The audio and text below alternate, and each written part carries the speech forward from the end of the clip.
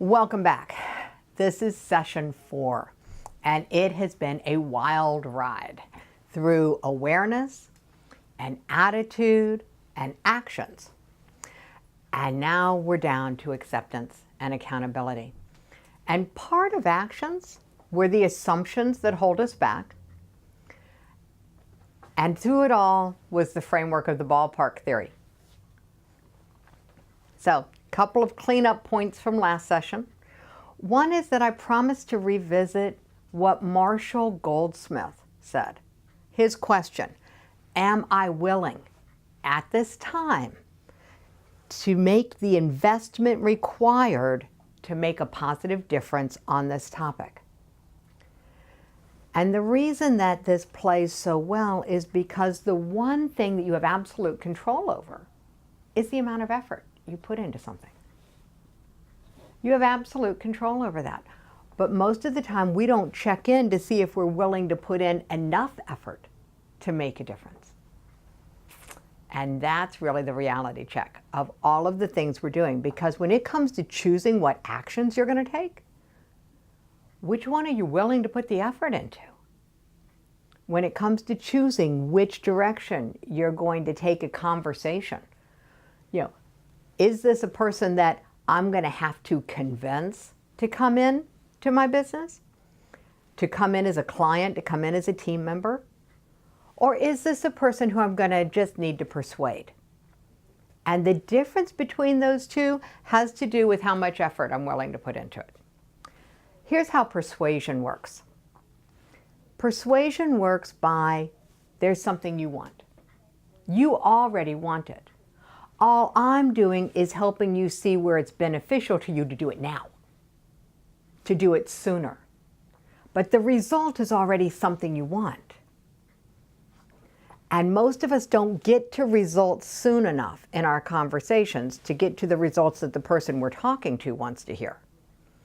But if we can find out what result they want, and we know that we are their fastest path, we are their bridge to get from where they are to where they want to be, as long as we're taking them where they want to be, all we have to do is persuade them.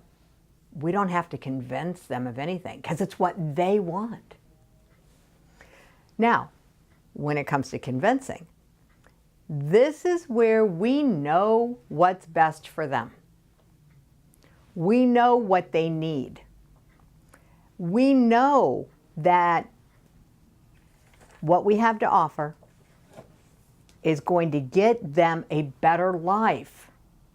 And even if it's a better life by their definition, they haven't claimed it, they haven't owned it. So we have to convince them. Here's the problem with that. It's all about effort. Because the question that now I have for you, if you've ever been in this situation,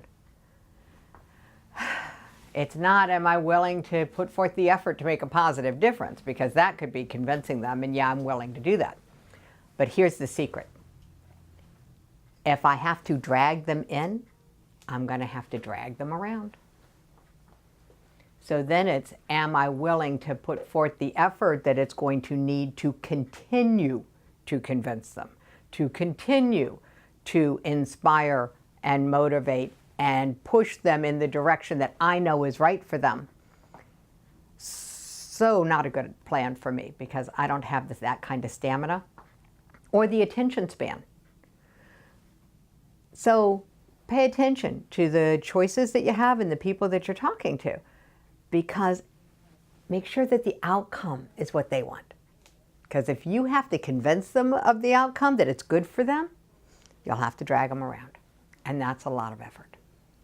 So there you go. Am I willing at this time to make the investment required to make a positive difference on this topic? That is a life-saving question because it will save your sanity. Am I willing? And there's a lot of things I'm not willing to do. And a lot of people I'm not willing to work with now once I've realized that it was okay for me to ask the question. I had come from a background where willingness was assumed. It was never something that was questioned. If somebody told me what to do, I was willing to do it because somebody told me to do it. Now this is a little different. I get to decide for myself.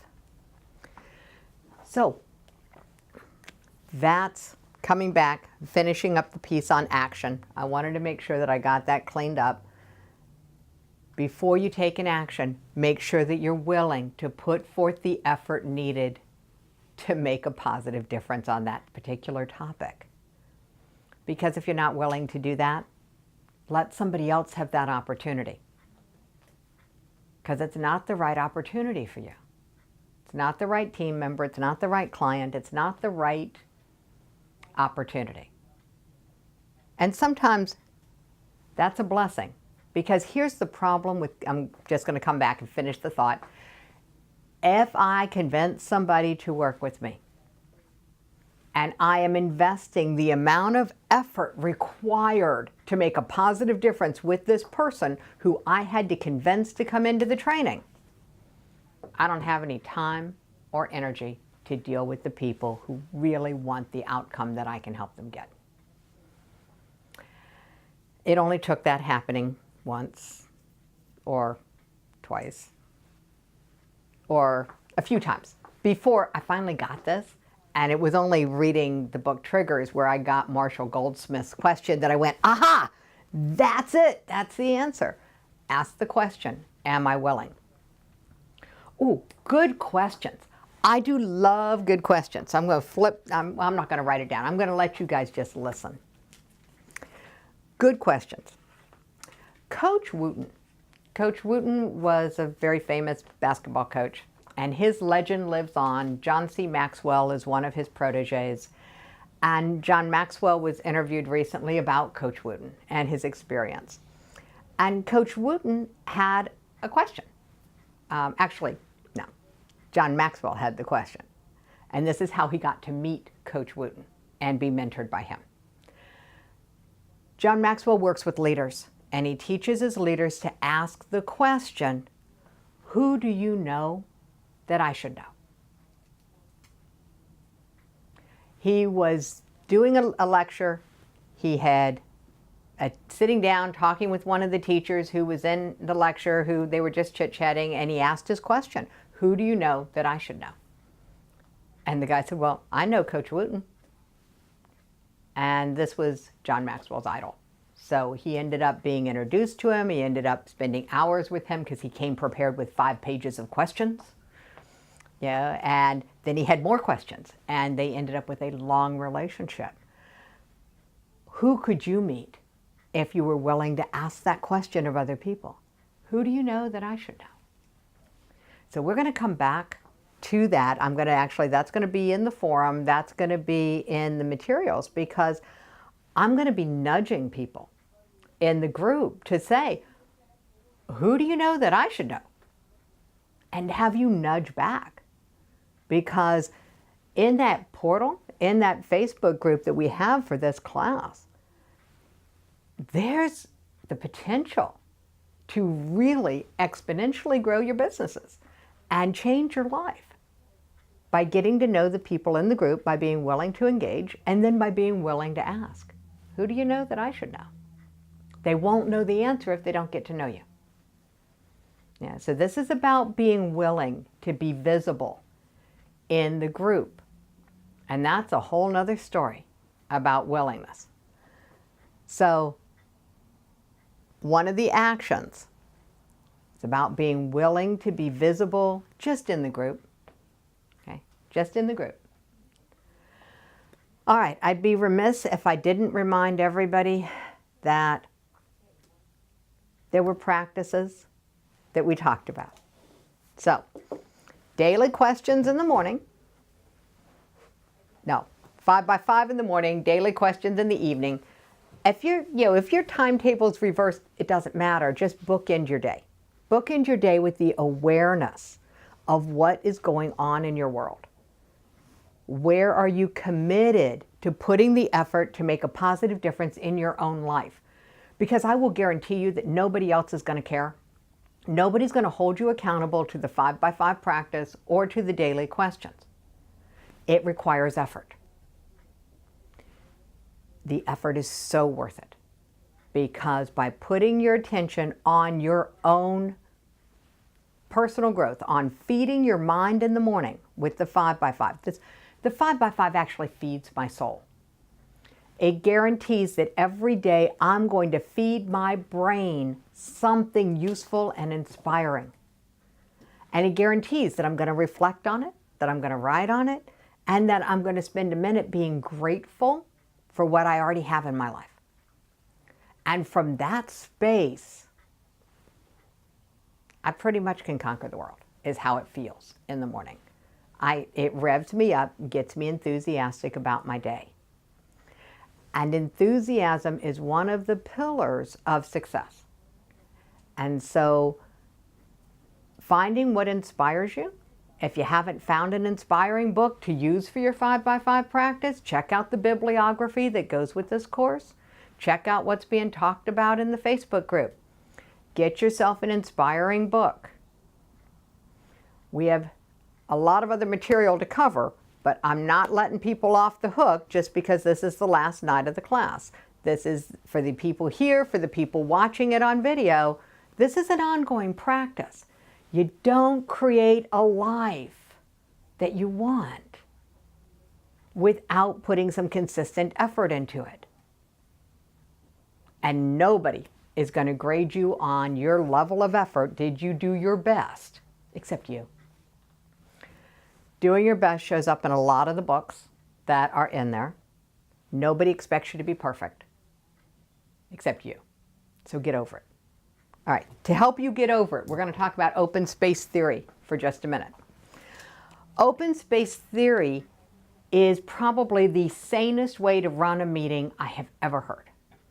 It was designed for huge organizational change, where a big organization would have to do a lot of change. They'd bring everybody to a retreat center.